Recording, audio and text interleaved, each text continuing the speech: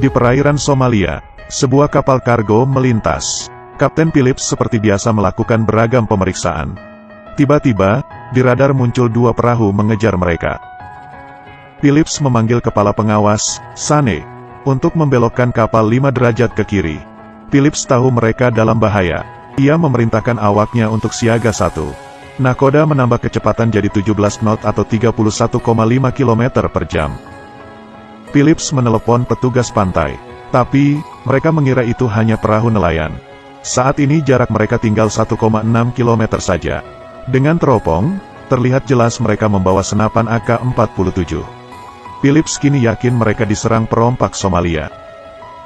Ia segera membuat rencana, lalu pura-pura menelepon Angkatan Laut N karena ia tahu perompak itu menyadapnya. Ini kapal Alabama, kami diserang perompak, saya minta bantuan segera. Helikopter tiba 5 menit lagi. Oke, terima kasih. Benar saja, salah satu perahu ketakutan dan mundur. Tapi, masih ada satu yang bertekad mengejarnya. Sungguh nekat. Phillips memerintahkan nahkoda dan 12 awaknya bersiap. Sane mengemudi kapal secara zigzag. Hal itu menimbulkan ombak besar di belakang kapal. Perahu perompak yang tertinggal 400 meter tak kuat menahan ombak itu. Mesin perahu perompak meledak. Kapten Phillips dan awaknya lega. Kali ini mereka lolos. Phillips mengamati lewat teropong dan melihat paras perompak itu. Perompak itu juga mengamatinya. Perjalanan kali ini sungguh sial.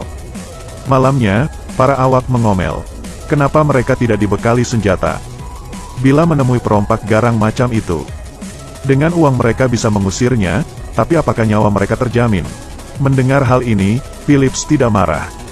Ternyata esoknya, perompak yang sama mengejar lagi. Mereka naik perahu hasil curian. Begitu mendekat, Muse, pemimpin perompak menembaki mereka. Phillips menyemprot mereka dengan selang tekanan tinggi. Perahu perompak kesulitan mendekat. Salah satu selang lepas. Muse melihat hal ini dan bergegas mendekat. Phillips menambakinya dengan petasan cahaya, tapi tak kena. Perahu perompak mengaitkan tangga di kapal. Mereka berhasil naik. Phillips menyuruh awaknya sembunyi di ruang mesin. Mematikan mesin, kunci pintu, dan tunggu bantuan. Mereka dilarang keluar. Sebelum mendengar isyarat darinya, tiba-tiba perompak mendobrak masuk ke ruang kendali. Mereka ingin menyetir kapal ini ke Somalia, dan meminta tebusan $10 juta. Mereka bingung dan menekan tombol sembarangan. Tapi, kapalnya mati. Phillips berkata bahwa ia punya $30.000. Perompak bisa pergi dan ia akan memberikan uangnya. Muse terlihat tidak senang. Ia ingin lebih. Muse mulai mengancam. Seluruh awak harus naik ke ruang nahkoda. Bila tidak, mereka akan membunuh 1 orang per menit. Perompak menyeret Sane, dan meletakkan pistol di kepalanya sambil berhitung. 50 detik. 30 detik. 10 detik. Tunggu. Muse menghentikannya. Bila membunuh awak kapal, siapa yang akan mengemudikannya? Muse kemudian meminta. Phillips menemaninya menggeledah kapal. Phillips mengiyakannya. Kapal ini punya banyak gudang. Untuk mengulur waktu, setelah berputar-putar, Muse melihat peta kapal. Ia minta diantar ke ruang mesin. Phillips berkata di sana sangat panas. Ia mau pergi ambil air dulu. Ini untuk mengulur waktu. Phillips tidak tahu awaknya juga sedang mengambil air. Mendengar suara, awaknya segera bersembunyi. Melihat kerat air yang menghalangi jalan, Phillips tahu awaknya di sana. Ia memberi kode. Di situ banyak pecahan kaca. Kamu telanjang kaki begitu sangat bahaya. Setelah Phillips pergi, awak kapal segera memberitahu temannya untuk menyebar pecahan kaca di depan pintu ruang mesin. Ada seorang perompak yang telanjang kaki dan menginjak pecahan kaca itu. Kakinya tertusuk oleh serpihan kaca. Melihat temannya terluka, Muse segera menyuruhnya naik bersama Phillips. Lalu menyuruh Naje, temannya yang lain turun. Phillips naik ke ruang nahkoda. Sementara, belasan awak lainnya menangkap Muse dan mengikatnya.